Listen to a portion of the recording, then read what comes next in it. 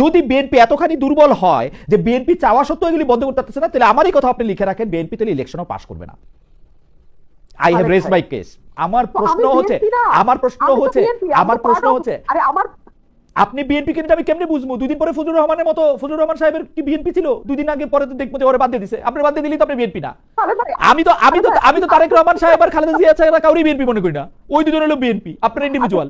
জনাব মাহফুজ আলমের সব কথার সাথে একমত পোষণ না করলেও আমি এই বিষয়টার সাথে কিছুটা একমত যে প্রশাসনের বেশিরভাগ জায়গায় বিএনপির লোকে আসলে বসে আছে এবং বিএনপি আসলে বাংলাদেশের যা কিছু হইতেছে বা হইতেছে না এইটার ক্ষেত্রে আসলে নেতৃত্ব দিচ্ছে।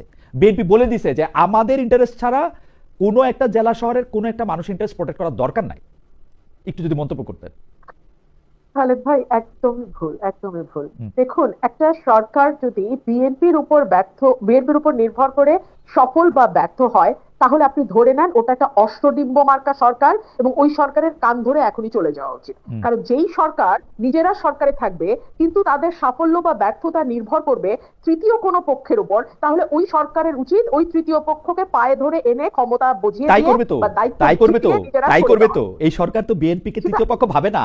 বিএনপি কে খালেদ ভাই, তাহলে আর এত জল ঘোলার দরকার তো নাই, তাহলে আরো আগে করে ফেলতে পারতো। এক। দুই হলো, দেখুন, ধরুন আমি একটা উদাহরণ দিই। গত 14 মাসে 400-র কাছাকাছি মাজার ভাঙা হয়েছে। একটাতেও আমি দায়িত্ব নিয়ে বলতেছি সরকার কোনো শক্ত পদক্ষেপ নেয়, নিন্দা জানানো ছাড়া। তো এটা কি বিএনপির দোষ? গত 14 মাস মরাল পুলিশিং হয়েছে মেয়েদের উপরে, একটা আওয়াজ এই সরকার করেনি, এটা কি বিএনপির দোষ? আপনি দেখেন, আলাউদ্দিন খাঁর মৃত্যুবার্ষিকী না জন্মবার্ষিকী আমি ভুলে গেছি, সেটা উপলক্ষে সংস্কৃতি মন্ত্রণালয় উচ্চাঙ্গ সঙ্গীতের আয়োজন করেছিল।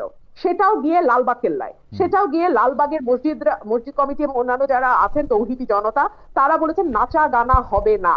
সরকার তাদেরকে মাথায় হাত বুলিয়ে বুঝিয়েছে এটা নাচা গানা নয়, এখানে আমরা উচ্চাঙ্গ সঙ্গীত করব। আপনি জানেন অনেকগুলো মঞ্চ নাটক বন্ধ হয়েছে। আপনি কি এগুলোকে বলবেন বিএনপির কারণে? আমি বলবো বিএনপির কারণে। কেন? বেঁচে ফারা না, আমার যুক্তিটা আমি দেই। বেঁচে ফারা না, আমার যুক্তিটা আমি দেই। আমি কেন বিএনপির দোষ বলবো? একটা জায়গা অনিরাপদ হয়ে উঠতেছে, এগুলা কি আপনি বিএনপির দোষ? আমি বলি কেন আমি বলি বিএনপির দোষ কেন আমি দিব।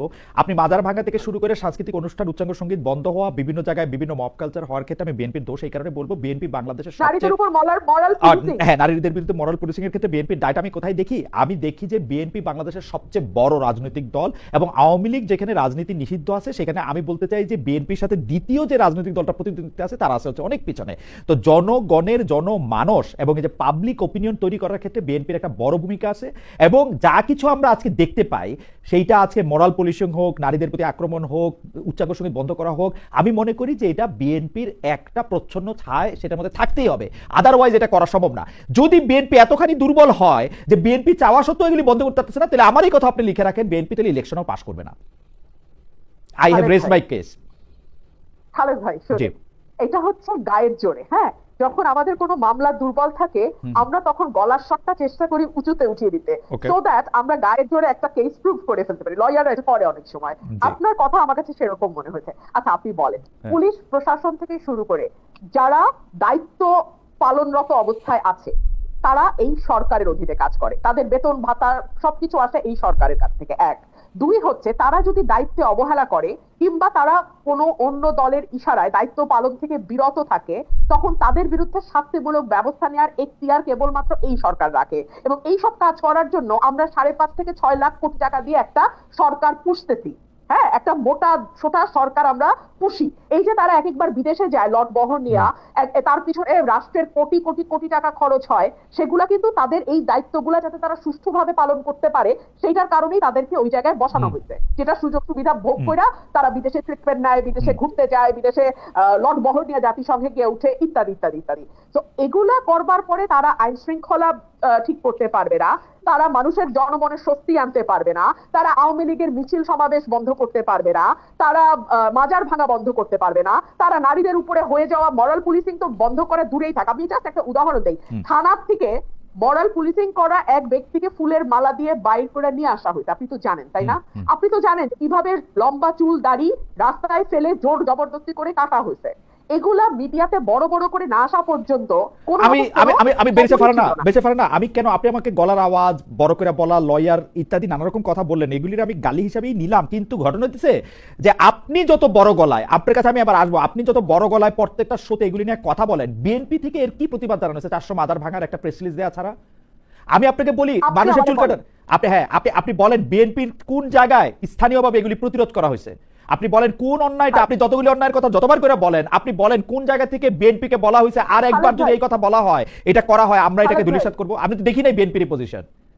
খালেদ ভাই, আমার যতদূর মনে পড়ে আপনার একটা শোতে হাসনাত আব্দুল্লাহকে আপনি বলছিলেন রাস্তায় পিচ দেওয়া হইতেছে কি হয় নাই এটা দেখার দায়িত্ব কি আপনার? না, ঠিক রাইট, ঠিক সেরকমই তার উপরে যদি কোনো ফৌজদারি অপরাধ ঘটে সেটা বন্ধ করার দায়িত্ব বিএনপি। না ফৌজদারি অপরাধ বন্ধ করার দায়িত্ব আপনিও কিন্তু ফৌজদারি অপরাধ বন্ধ করার দায়িত্ব নিতেছেন না বেরিসা ফারহানা। আপনি যেটা করতেছেন, আপনি এটা প্রতিবাদ জানাচ্ছেন প্রতিটা জায়গায়, আপনি এটা বলতেছেন। আমার প্রশ্ন হচ্ছে আরে আমার আপনি বিএনপি কে আমি কেমনে বুঝবো? দুই দিন পরে ফজলুর রহমান সাহেবের কি বিএনপি ছিল? দুই দিন আগে পরে দেখবো যে ওরে বাদ দিয়ে দিছে। আপনি বাদ দিয়ে দিলেই তো আপনি বিএনপি না। আমি তো তারেক রহমান সাহেব আর খালেদা জিয়া ছাড়া কাউরি বিএনপি মনে করি না। ওই দুজন হলো বিএনপি, আপনার ইন্ডিভিজুয়াল। ঠিক আছে তাহলে আপনার বয়ান অনুযায়ী তারেক রহমান এবং দেশনেত্রী বেগম খালেদা জিয়াকে এই অপরাধগুলোর প্রতিবাদ করতে হবে, প্রতিবাদ করে যেতে হবে, নির্দেশনা দিতে হবে যে সামাজিকভাবে এগুলিকে প্রতিরোধ করার জন্য, যেটা আমি দেখি নাই। আমার কথা হচ্ছে এইটা, আমাদের তরফে বিভিন্ন লেয়ারে সেই প্রতিবাদ করা হচ্ছে। বিভিন্ন লেয়ারে আমরা যখনই কথা বলছি, শুধু আমি না তো, আমার সঙ্গে টক শোতে যারা অন্যান্য যারা পার্টিসিপেন্ট যান বিএনপি কে রিপ্রেজেন্ট করেন, প্রত্যেকে কনডেম করছেন। কোনো লাভ কি হচ্ছে? আমরা মূল পয়েন্টে আসি। বিএনপি প্রতিবাদ করছে কি করছে না, তার চেয়ে অনেক গুরুত্বপূর্ণ প্রশ্ন হচ্ছে সরকার তার দায়িত্ব ঠিকভাবে পালন করছে কিনা। আমরা সরকারকে তার দায়িত্ব ঠিকভাবে পালন করতে দেখছি না। এখন মাহফুজ আলম তিনি সরকারের অংশ, তিনি যদি এটাকে তার ভবিষ্যৎ প্রতিদ্বন্দ্বী দলের ঘাড়ে দিয়ে স্বস্তি পেতে চান, তিনি স্বস্তি পেতে পারেন, কিন্তু তাতে সরকারের ব্যর্থতা মানুষের চোখে কোনো অংশেই কমবে না। ওকে।